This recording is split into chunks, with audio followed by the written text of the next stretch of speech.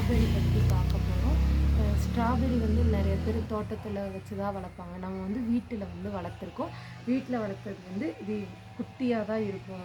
ஏன்னா நம்ம தொட்டியில் வச்சு வளர்த்துருக்கோம், அதனால் குட்டியாக தான் இருக்கும். இது வந்து நம்ம நட்டு வைக்கணும்னா இந்த ஒரு இது மட்டும் வேரோடு வந்து நட்டு வைக்கணும், அப்போ தான் இது வளரும். அதனால தான் இது வந்து நேச்சுரலாக விளைஞ்ச ஸ்ட்ராபெரின்றதுனால இது வந்து குட்டியாக இருக்குது. இதோடதில் இன்னி கொஞ்சம் பிஞ்சு எல்லாமே இந்த இருக்குது. இது வந்து இன்னி கொஞ்ச நாள் ஆச்சுன்னா இதுவும் காய்ச்சிரும். நம்ம உரம் போடாததுனால இந்த ஸ்ட்ராபெரி குட்டியாக இருக்குது. உரம்லாம் போட்டு வளர்த்தோன்னா நல்லா பெருசாக இருக்கும். இது வந்து ரெட் ஸ்ட்ராபெரி. இதுலேயும் நிறைய கலர் ப்ளூ நிறைய கலரெல்லாம் இருக்குது. இது வந்து நம்ம வீட்டில் வச்சு நம்ம நேச்சுரலாகவே சாப்பிட்டுக்கலாம். இனிமேல் கடையில் காசு கொடுத்து வாங்கணும் அவசியம் இல்லை.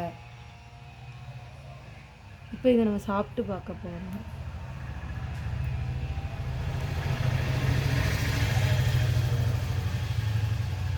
நல்லா புளிப்பாக டேஸ்ட்டு சூப்பராக இருக்குது, நல்லா இருக்குது. இது குட்டியாக இருக்கிறதுனால உள்ள சீடெல்லாம் எதுவுமே இல்லை.